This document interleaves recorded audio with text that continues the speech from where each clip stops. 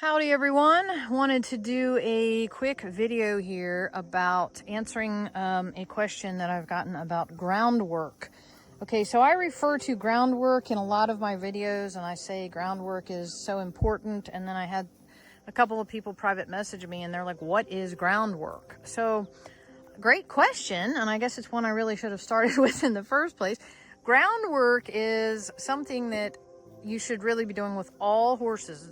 So training with a horse starts on the ground, of course. Before you're ever under saddle and put a saddle on them, you want to have control of their feet from the ground. So the reason I do groundwork, which means my feet are on the ground and I am standing on the ground, and everything that we are doing not under saddle on top of a horse. We are doing it on the ground.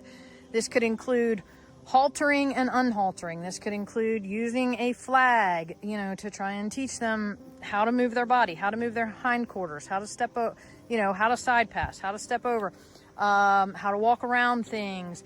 It could also mean any type of desensitization work. That could be with umbrellas, that could be with big balls, that could be with trash bags, tarps, toys, really anything that you can use on the ground to help desensitize these horses. Definitely like putting ropes around their neck, putting ropes around their body, putting ropes around their flank, just where like a saddle girth would go. And these horses, when they're under saddle, I mean the strap goes right under here and it gets really tight on them. So the first thing you do is you want to start with a rope doing that to mimic how that would feel. Because if you can't get it when you're on the ground, what do you think is going to happen when you put that big heavy saddle on them that weighs 40 pounds if you're doing Western style instead of English style, and you cinch that thing up? That horse is going to go nuts. So you want to do all these things on the ground first. I mean, I've got several videos about this. I put the lead rope around their legs and I run it up and down their legs so that they get the feel of that. I lift their leg with the lead rope and then I put their leg back down. Pick their feet up with your hands. Take your hoof pick and get in there. Smack their hooves.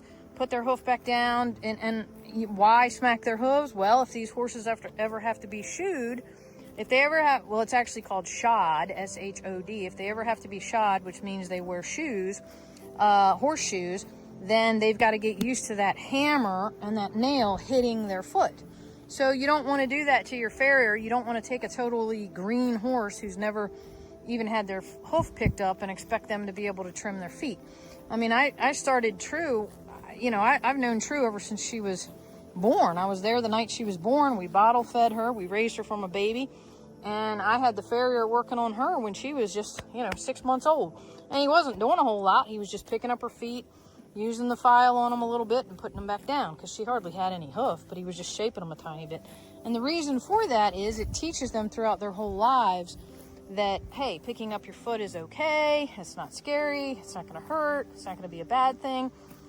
Same thing with touching, their ears, touching under their bellies, being able to rub under their genitalia area. Like if you have to get under here and, do something with these horses, I mean, is it pleasant all the time? No, but sometimes, this gets infected and I have to reach down here and grab his genitalia. I mean, I don't love it, but hey, it's part of horsemanship. And these guys have to be okay with that. Because if I have to go under here and I have to apply medicine, I don't want to get my face kicked off, I mean, with Shakespeare, when I first got him, his whole underneath here looked like hamburger meat. I mean, this whole thing was just red, dripping with blood, pouring out of here, and he wouldn't even let me touch him. So we had to work up to that. We had to do a lot of work together to grow that trust between us. So these are all the types of things that are critically important, and they are considered groundwork because you're doing it from the ground. So, any type of thing. I mean, walking up to your horse and saying, hey, come on, give me your foot, and being able to pick their foot up like that.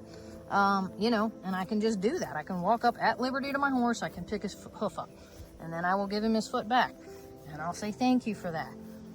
He loves it when I scratch his legs, so I'm going to reward that behavior by scratching his leg for him.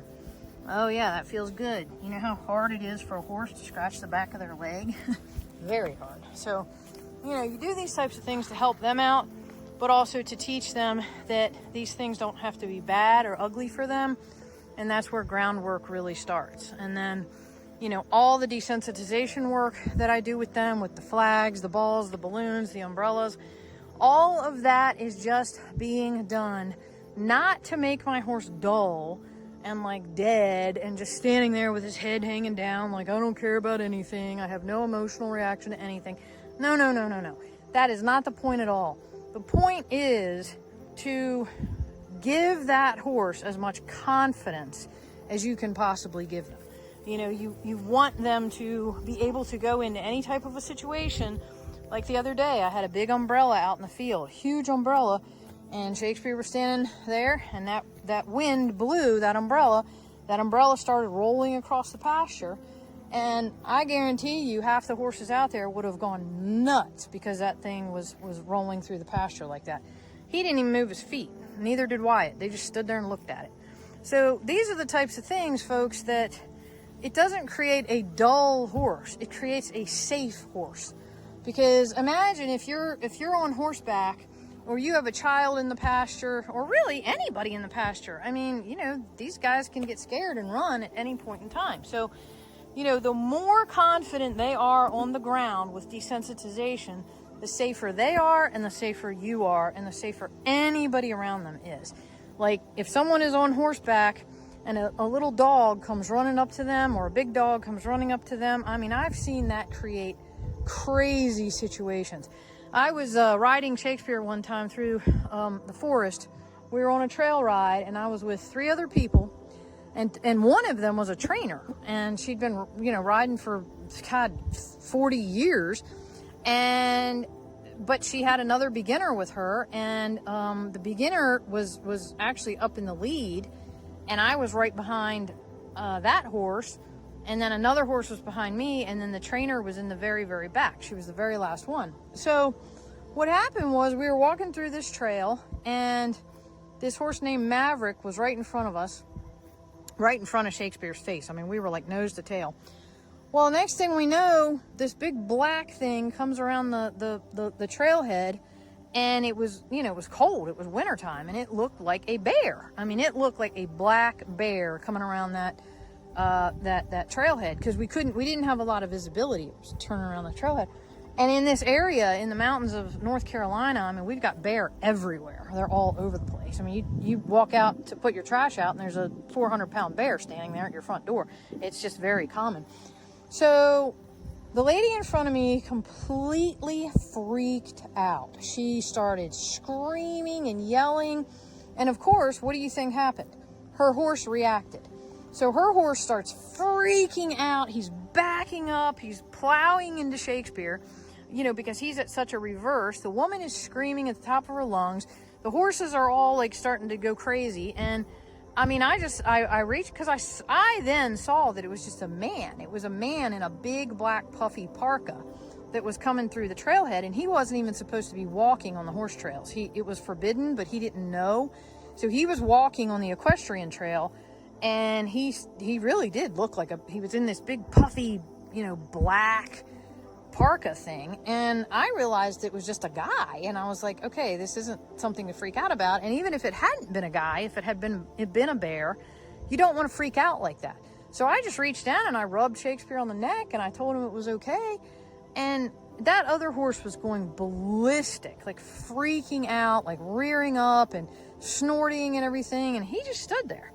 And, you know, he didn't move. He didn't go crazy. He didn't act like a nut. And it was, you know, it could have been a very dangerous situation for all of us. Because that woman's reaction, and B, the horse's reaction. So it was just, these are the types of things that you really just have to watch out for with horses in general. And then, you know, I'm a firm believer in giving these guys as much confidence as you can possibly give them on the ground, and really developing that bond with your horse so that, you know, when they feel like if you're calm, then they're calm. If you get excited, they they will tend to get excited. So it's just, you really have to be in check of yourself and your emotion, but you also have to, you know, you have to have a solid horse and a solid, you know, one that's got a good head on its shoulders. So, anyway, that's my kind of take on groundwork and desensitization, and I honestly think you can't have enough of it. I mean, you see my horses, they're not overly desensitized. They're not dull with their heads down and not reacting to anything. I mean, they, you know, they've got a healthy set of emotion on them, and but they're also pretty confident, and I want to keep it that way, because like I say, the more confident they are, the safer everybody is. So I hope that helps.